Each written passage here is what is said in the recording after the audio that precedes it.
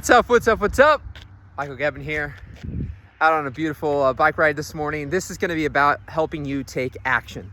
So I just got an email from Chris Williamson. Love his interviews, does a great job overall.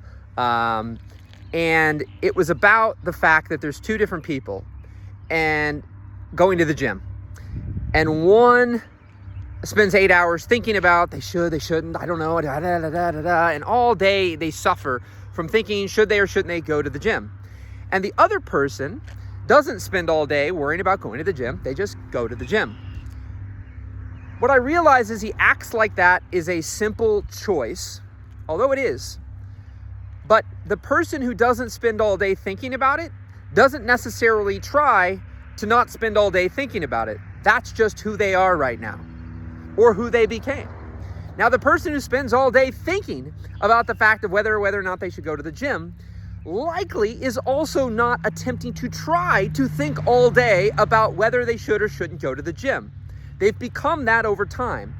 And the reason I know this to be true is because I was a guy who had zero problem taking action.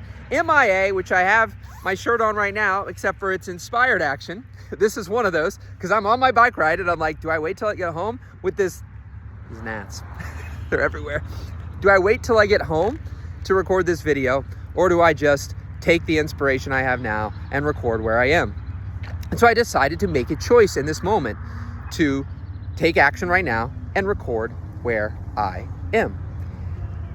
But for 2 years, I did a lot of what I call MOA, which is massively overthinking all my actions. Yes, in many ways, it was driving me crazy.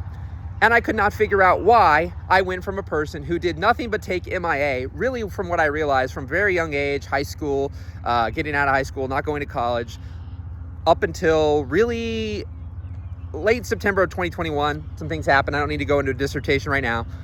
But from that point forward, I had this kind of exhaustion. I think all the action that I had taken built up, and I reached a place where now my brain was working to keep me safe by thinking through all the actions I could take. Should I or shouldn't I do it? Will that waste time? Is that just going to be another quote unquote failure? Will it not work out? Whatever it is. But I wasn't doing this on purpose. It's not like, yeah, hey buddy, come on now. Let's just freaking overthink the heck out of everything all day, every day. And so people who tend to overthink, I now recognize, are not trying to overthink.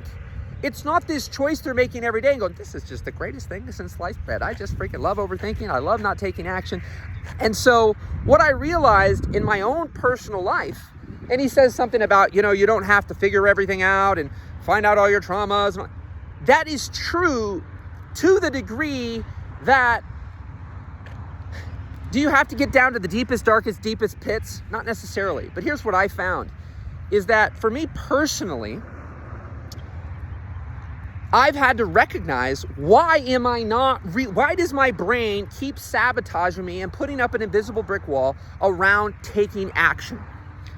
And do I have to figure that out, or can I make a choice? Well, I can make a choice. But if the same thing keeps happening to me over and over again when I make choices, then something else is going on. See, I realized my childhood was pretty good. And so I didn't have any trauma or things I was overthinking or scared of or anything when I started my company. And as things that I call stove moments happened, which is a little thing where I touch the stove and it says, don't do that again. Well, as they happened, I continued to touch different stoves. I continued to take action. I continued to do things. When somebody passed away, rather than not that I didn't ever grieve, but rather than have it hold me back, it propelled me forward. And that kept happening for really, again, we'll call it 2003, 4, 5, up until 2021. So a long period of time of having anything that I touch the stove, just here's another stove and another stove and another stove, and keep propelling me forward until I had what my buddy calls, I'm the guy who jumps out of the plane and builds his wings on the way down, but I had slammed into the ground right here so many times that I finally, my brain's like, okay, this doesn't feel too good. You can just slow your ass down and you can kind of think things through before you go taking any more of these jumping out of the plane things. And I'm grateful because the work I do with people, helping them identify their blind spots, helping them go, you have all the answers, you have bought courses and programs and degrees and certifications, you know what to do, but why aren't you doing it? Why aren't you taking the action? And so having gone through a few years now of being that extreme procrastinator, that extreme being in extreme inaction, overthinking everything, I'd never been that guy. And so I can relate to a person who hears that and gets frustrated because they think, well, I'm not trying. I want to take action, but I'm not. And for me recently, one of those things was realizing that MIA, imperfect action, one of the single biggest pros in my life is it made things happen. Taking imperfect action made things happen, and it made money. It made a lot of money. I did well with money. But the same qualities that had me make money and take action and make things happen were the same qualities that had me spend like a freaking maniac and just buy this and buy that and do this and do that. And I realized that the story that I had told in my life from a young age was you can do what you love and you can get by, or you can do what you hate and make a lot of money. And honestly, at the peak of my income in like 2011, 2012, I was getting by. I wouldn't say I was actually I did slivers of what I loved, and then I was doing a whole bunch that I didn't. I had a lot of pain, and I was overwhelmed, I was overworked, I was stressed out. So all this action was creating a lot of opportunity, which was making me money. And so there was a lot of positives on one aspect, but there were a lot of negatives in other aspects. So I just kept taking action and taking action. No matter what happened, I just kept taking action.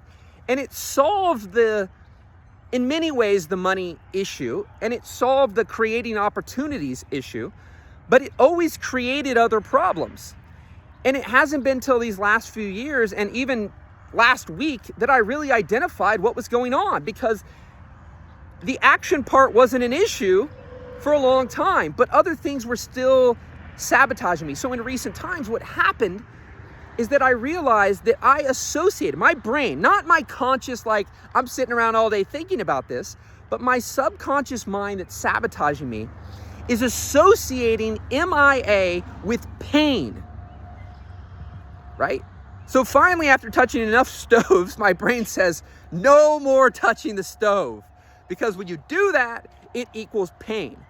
So I went to the polar opposite of lifestyle, hardly taking any action, all day thinking things through. I was living a life with a lot of control, low stress, low responsibility, ultimately, personally, really, really happy, because that's the key. The MIA, like professionally, rocking and rolling. Personally, not so much.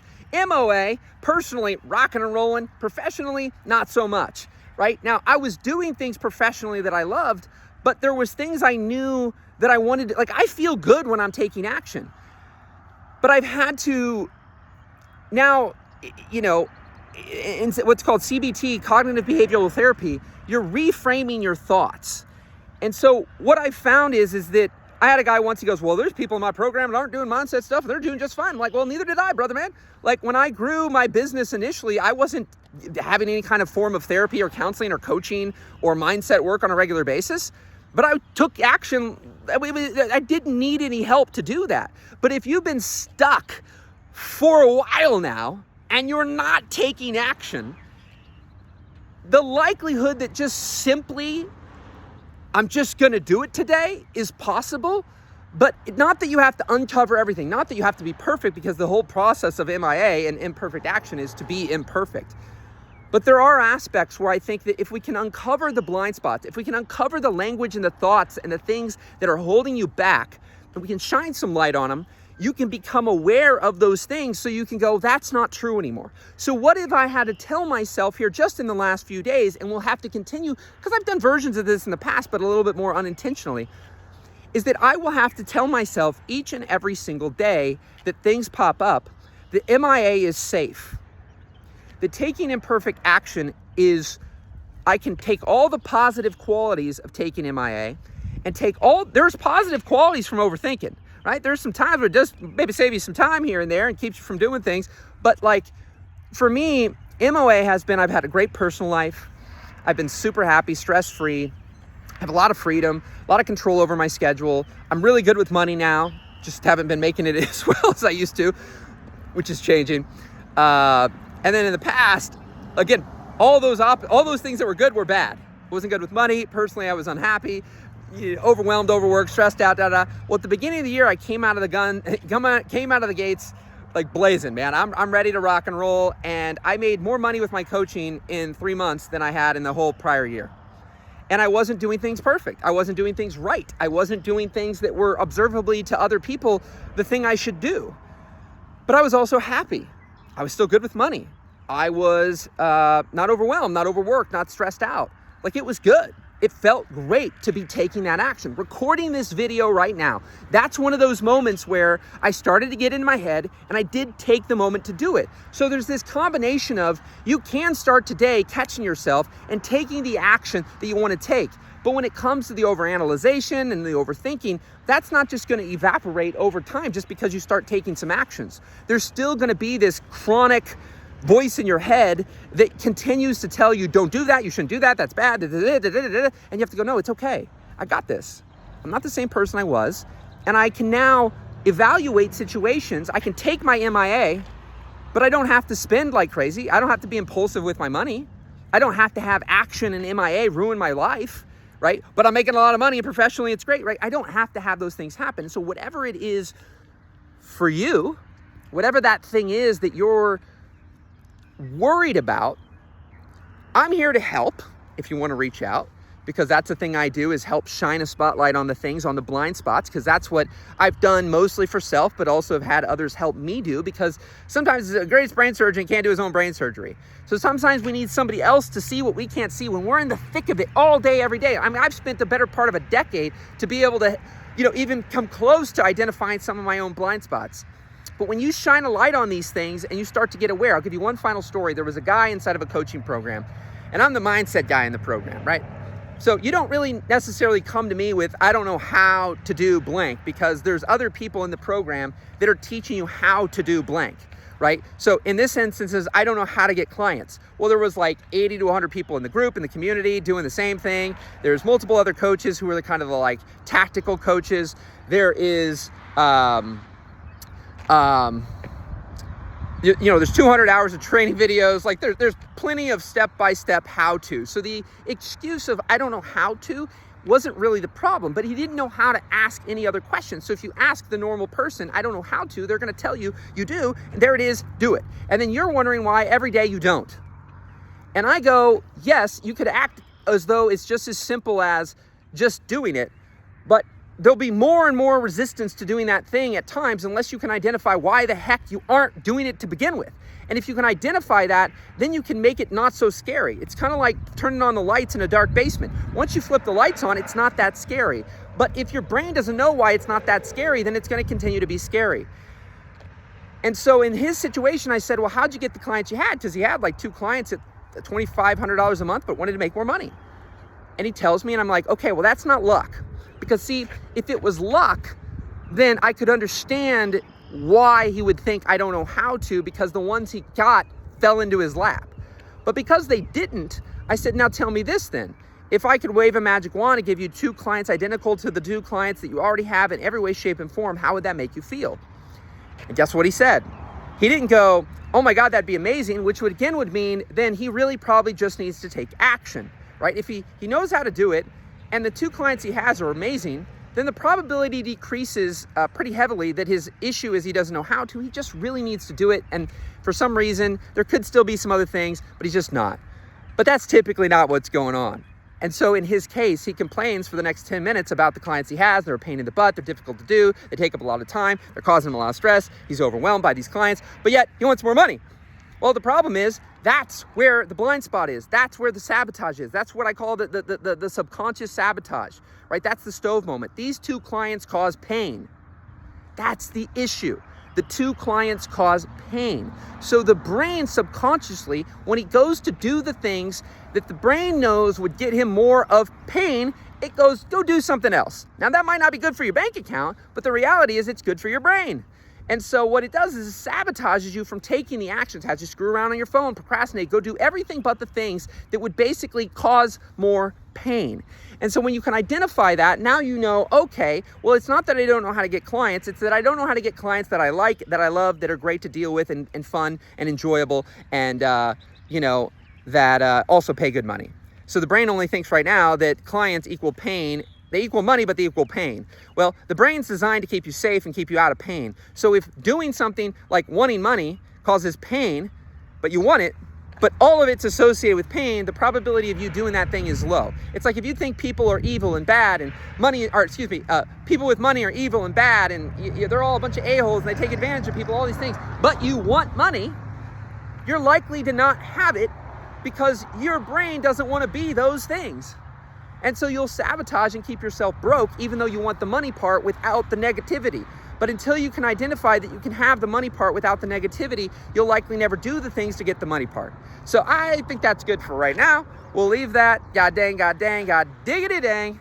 If you want help, don't hesitate to whatever the heck platform you're watching this on to send me a message, or you can go to themindmechanic.net.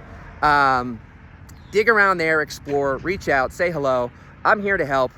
This is what I do each and every single day, helping you take action, right? Because we got to get you clear, get you unstuck, and take action. Rinse and repeat for the rest of your life. Rock and roll. Have a great day.